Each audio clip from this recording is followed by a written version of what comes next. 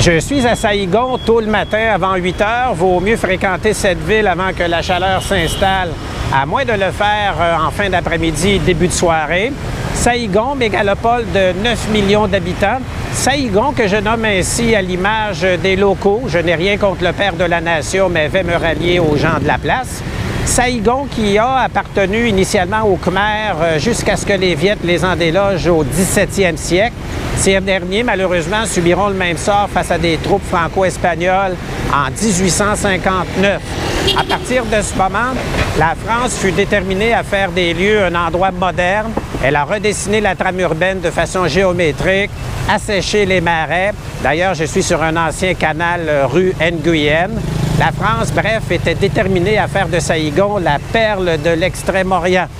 Elle fut la capitale au départ de la Cochinchine, ensuite celle de l'Indochine de 1887 à 1901 et enfin celle de la République du Vietnam un an après la fin de la guerre de l'Indochine en 1955. Enfin, la ville fut renommée Ho Chi Minh en l'honneur du leader communiste un an après avoir vaincu les Américains en 1976. Derrière moi, le palais de Norodom, érigé en 1886 par les Français. Pas difficile de constater qu'il a subi depuis des modifications. C'est ici, donc, que s'est achevée la quête de liberté du peuple vietnamien avec la victoire sur les Américains en 1975. En observant l'immeuble, on voit tout de suite en tête ces images d'archives d'Américains, de collaborateurs vietnamiens sur le toit de l'immeuble, demander désespérément à être récupérés par des hélicoptères de l'armée. On trace aussi un parallèle avec ce qui s'est produit en Afghanistan en 2022, où là aussi les Américains fuyaient les lieux de façon pêle-mêle et laissaient Kaboul, la capitale, entre les mains des talibans. Suis-je à me réjouir de déroutes américaines? Pas du tout. Je ne fais que tracer un parallèle entre ces deux événements historiques. À Kochi, situé à 70 km au nord de Saïgon, se trouve le fameux réseau de tunnels qu'a creusé la résistance vietnamienne afin de libérer le pays. Plus précisément, c'est à Ben Dinh et Ben Duoc, là où je me trouve, qu'on peut visiter l'infrastructure. On a commencé à la creuser en 1948 afin d'harceler les Français à Saïgon, mais c'est surtout à partir de 1968 que le réseau sera agrandi de façon stratégique pour chasser l'agresseur américain. Il atteindra 250 km de long sur 2 niveaux, composés d'hôpitaux, de cuisines, de salles à manger, de postes de commandement et même des quartiers personnels du commandant.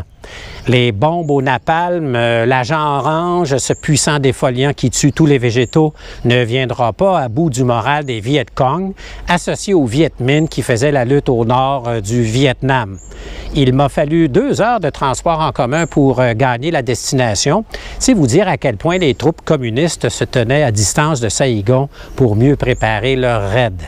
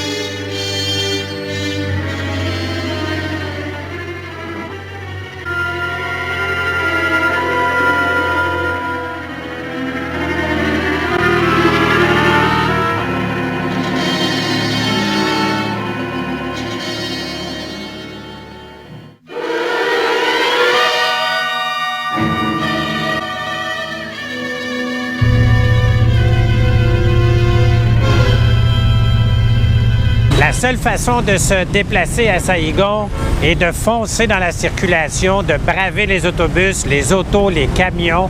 C'est la guerre dans les rues ici. Si vous hésitez, on va vous passer dessus. S'il faut passer sur le trottoir pour améliorer son sort dans la circulation, attachez votre tuque, les gens vont le faire. Devant vous, l'édifice de ce qui fut l'hôtel de ville de Saïgon. Il fut terminé en 1901 et suite donc à la victoire des communistes sur les Américains, le lieu fut rebaptisé Maison du Peuple. Ce superbe édifice représente l'Opéra de Saïgon, Il fut terminé en 1897 et vraiment, le bâtiment est monumental, admirable, éblouissant. L'édifice de la Poste ici à Saïgon est un autre immeuble patrimonial et emblématique de la cité. Il fut terminé en 1886 et l'intérieur a une armature qui fut calculée par Gustave Eiffel lui-même. La cathédrale Notre-Dame de Saïgon est un autre immeuble patrimonial laissé par les Français ici au Vietnam. Elle fut terminée en 1886 et est d'architecture néo-roman. Malheureusement, elle n'a pu s'offrir dans toute sa splendeur à mes yeux lors de mon passage. Saïgon ne doit pas juste faire penser à la guerre du Vietnam parce que le dernier affrontement s'y est produit en 1975. Il y a de la vie, il y a de la création, il y a des activités. Derrière moi, le marché Ben Thanh, on y fait commerce depuis le 17e siècle. Les Français se sont appropriés l'endroit suite à leur victoire militaire de 1859. Malheureusement, l'édifice fut victime d'un incendie en 1870 et fut reconstruit en 1912.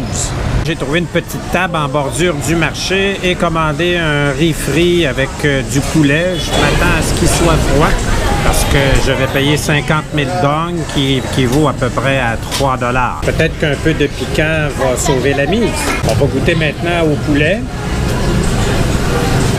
Je croyais qu'il serait froid, il est tiède, mais il est sec. Mais à 50 000 dong, je le répète, on ne s'attendra pas à de la haute gastronomie. Voilà, j'ai terminé mon dîner. C'était honnête, portion peut-être un peu petite, mais il fait chaud et puis on mangera plus tard. Voilà tout.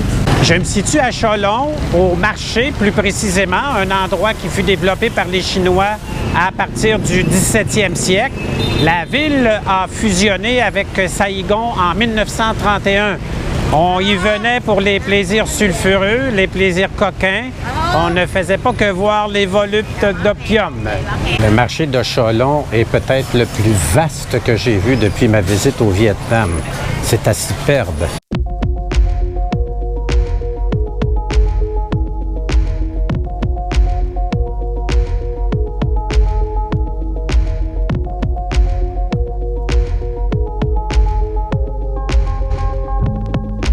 Après 2 jours à Saïgon, on commence à reconnaître certains raccourcis dans d'étroites ruelles où je ne suis pas sûr que je me serais aventuré au départ. Il est vrai que j'ai essayé une première fois de façon audacieuse jusqu'à ce qu'une dame me dise que ce soit par ici la sortie. Oui, ça débouche si je continue tout droit et j'approche de mon établissement. J'habite rue Calmette, ce qui doit vouloir dire que je dois garder toujours un petit calme, une calmette quoi. Mais il y a de la modernité dans mon établissement.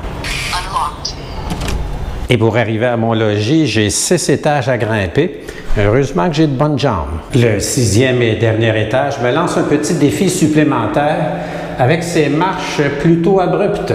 Mon appartement n'est pas très grand à Saïgon, mais très bien aménagé. J'ai une belle petite cuisine, un beau bureau de travail, le lit est grand et confortable. Il est bien climatisé, surtout situé stratégiquement dans le premier arrondissement de la ville, tout près quand même des lieux historiques et des lieux d'intérêt. La salle de bain de mon appartement me rappelle celle d'Anna et elle est à l'extérieur sur le balcon, minuscule mais efficace et la douche jouit d'une porte coulissante qui m'empêche d'éclabousser l'ensemble de la pièce.